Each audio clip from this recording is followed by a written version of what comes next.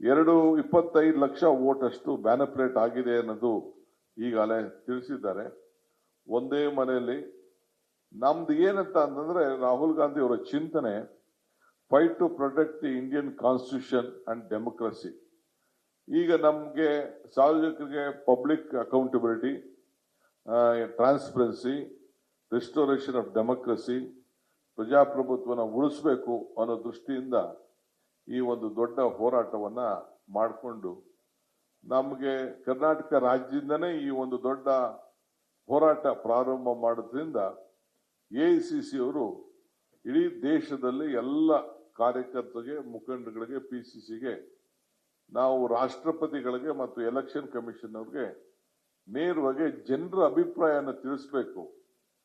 ಇದು ಬರೀ ಕಾಂಗ್ರೆಸ್ ಪಕ್ಷದ ಹೋರಾಟ ಅಲ್ಲ, ಇದು ಇಡೀ ಪ್ರಜಾಪ್ರಭುತ್ವದ ಒಂದು ಜನ ತಮ್ಮ ಮತದ ಹಕ್ಕನ್ನ ಉಳಿಸ್ಲಿಕ್ಕೋಸ್ಕರ, ಸಂವಿಧಾನವನ್ನ ರಕ್ಷಣೆ ಮಾಡಲಿಕ್ಕೋಸ್ಕರ, ಪ್ರಜಾಪ್ರಭುತ್ವದ ಪರವಾಗಿ ನಿಂತ ಒಂದು ಹೋರಾಟ. ಎಲ್ಲ ಸಾರ್ವಜನಿಕರು ಕೂಡ ಪಕ್ಷ ಭೇದವನ್ನ ಮರೆತು ಧ್ವನಿಯಾಗಿ ಕಾಂಗ್ರೆಸ್ ಪಕ್ಷ ಯಾವಾಗಲೂ ಕೂಡ ನಿಂತ್ಕೊಂಡಿದೆ.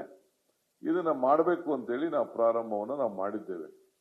ಸೊ ಅದಕ್ಕೆ ನಮ್ಮ ಕಾರ್ಯಕರ್ತರಿಗೆ ಇಡೀ ದೇಶದ ಉದ್ದಗಲೂ ಕೂಡ ನಾವು ಈ ಎಲೆಕ್ಷನ್ ಕಮಿಷನ್ಗೆ ಮತ್ತು ದೆಹಲಿಗೆ ತಿಳಿಸಲಿಕ್ಕೆ ಸಿಗ್ನೇಚರ್ ಕ್ಯಾಂಪೇನಿಂಗ್ ಆಂದೋಲನವನ್ನು ನಾವು ಪ್ರಾರಂಭ ಮಾಡಿದ್ದೇವೆ. ಮುಖ್ಯಮಂತ್ರಿಗಳು ಕೂಡ ಕೆಲವು ಕಡೆ ಹೋಗಿ ಸಿಗ್ನೇಚರ್ ಮಾಡಿದ್ದಾರೆ. ನಾನು ಇಲ್ಲೂ ಮಾಡಿದ್ದೇನೆ, ರಾಯಚೂರು ಜಿಲ್ಲೆಗೆ ಹೋಗಿ ಮಾಡಿದ್ದೇನೆ, ಬೇರೆ ಬೇರೆ ಕಡೆ ಎಲ್ಲ ಹೋಗಿ ಮಾಡಿ. ಸೊ ಎಲ್ಲ ಕಡೆ ನಮ್ಮ ಕಾರ್ಯಕರ್ತರಿಗೆ ಉರುಪು ಮಾಡಿದ್ದೇವೆ. BLA ಕೂಡ ಬೇರೆ ವಿಚಾರ ಇದೆ, ಅದು ಬೇರೆ ನಾನು ಮಾತಾಡ್ತೇನೆ.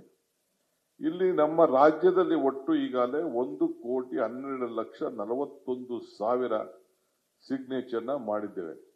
ಇದು ನಮ್ಮ ಸರ್ವಜ್ಞ ನಗರದ ಡಬ್ಬ. ಇದರಲ್ಲಿ 50,000 ಸಿಗ್ನೇಚರ್ಸ್ ಇದೆ.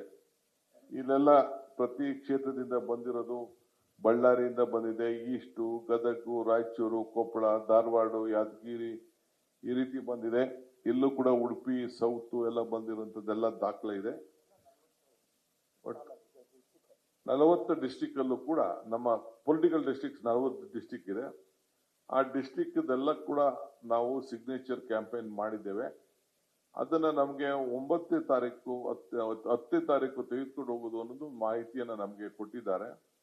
ಆದ್ರೆ ಅಷ್ಟರೊಳಗಡೆ ತಲುಪಿಸ್ಬೇಕು ಅಂತ ನಮಗೆ ಎಷ್ಟಾಗಿದೆ ಅಷ್ಟು ತಲುಪಿಸಿ ಅಂತ ಹೇಳಿದ್ದಾರೆ.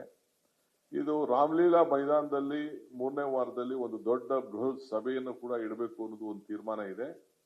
ಸೊ ನಮಗೆ ತಲುಪಿಸ್ಬೇಕು ಅಂತೇಳಿ ನಾನು ಝೂಮ್ ಮೀಟಿಂಗ್ ಗಳನ್ನ ಕಂಡಕ್ಟ್ ಮಾಡಿದ್ದೀನಿ. ACC ಜನರಲ್ ಸೆಕ್ರೆಟರಿ ಮಾಡಿದ್ದಾರೆ, ಜನರಲ್ ಸೆಕ್ರೆಟರಿ ಆರ್ಗನೈಸೇಷನ್ ಮಾಡಿದ್ದಾರೆ, ನಮ್ಮ ಬ್ಲಾಕ್ ಅಧ್ಯಕ್ಷಗಳು ಮಾಡಿದ್ದಾರೆ. ಎಲ್ಲ ಬಹಳ ಪ್ರಾಮಾಣಿಕವಾಗಿ ಒಂದು 8 ಕಡೆ ಬಿಟ್ರೆ ಬೇರೆ ಕಡೆ ಎಲ್ಲ ಚೆನ್ನಾಗಿ ನಡೆದಿದೆ.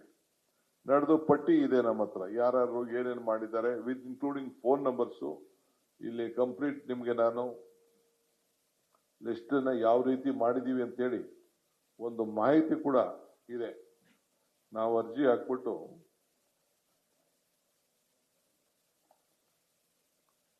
ವಿತ್ ಸಿಗ್ನೇಚರ್ಸು, ಅವ್ರ ಅಡ್ರೆಸ್ಸು, ಅವ್ರ ಫೋನ್ ನಂಬರ್ಸು ಎಲ್ಲ ಮಾಹಿತಿಯನ್ನ ಒಂದೊಂದು ಪುಸ್ತಕದಲ್ಲಿ ಕೂಡ ರೆಡಿ ಮಾಡಿ ನಾವೆಲ್ಲ ಬೂತ್ ವೈಸು ಕೊಟ್ಟಿದ್ದೇವೆ. ಅಂದ್ರೆ ಜನರಿಗೆ ಜಾಗೃತಿ ಮೂಡಿಸುವಂತ ಕೆಲಸವನ್ನ ಇವತ್ತು ನಾವು ಮಾಡ್ತಾ ಇದ್ದೇವೆ.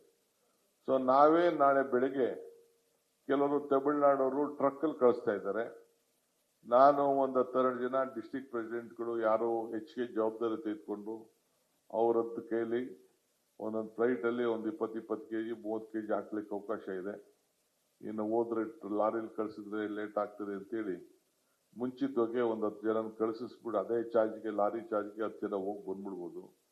ಹೋಗಿ ಹಾಕಿ ಕಳಿಸಿ ಅಲ್ಲಿ ಡೆಲಿವರಿ ಮಾಡ್ಬಿಟ್ಟು ಬರೋಣ ಅಂತೇಳಿ ಈಗಾಗಲೇ ತೀರ್ಮಾನ ಮಾಡಿದ್ದೇವೆ. ಸೊ ಅದಕ್ಕೆ ನಾನು, ಮುಖ್ಯಮಂತ್ರಿಗಳು, ನಮ್ಮ ಯಾರು ಕಾರ್ಯಕರ್ತರು, ಅಧ್ಯಕ್ಷಗಳು, ಶಾಸಕರು ಪ್ರಾಮಾಣಿಕತೆ ದುಡಿದ್ದಾರೆ ಅವ್ರಿಗೆ ಕೆಲಸ ಮಾಡಬೇಕು.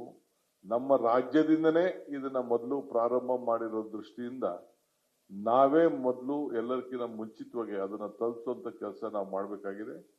ಸೊ ಅದನ್ನ ಹೋಗಿ ದೆಹಲಿಗೆ ACC ಕಚೇರಿಗೆ ತಲುಪಿಸ್ತೀವಿ. ತಲುಪಿಸಾದ್ಮೇಲೆ ಅವರು ಎಲ್ಲಿಗೆ ಆಕ್ಚುಲಿ 10ನೇ ತಾರೀಕು ಇದನ್ನ ಸಬ್ಮಿಟ್ ಮಾಡಬೇಕು ಅಂತ ನಮಗೆ ನಿರ್ದೇಶವಾಗಿ ಮಾರ್ಗದರ್ಶನ ಇತ್ತು.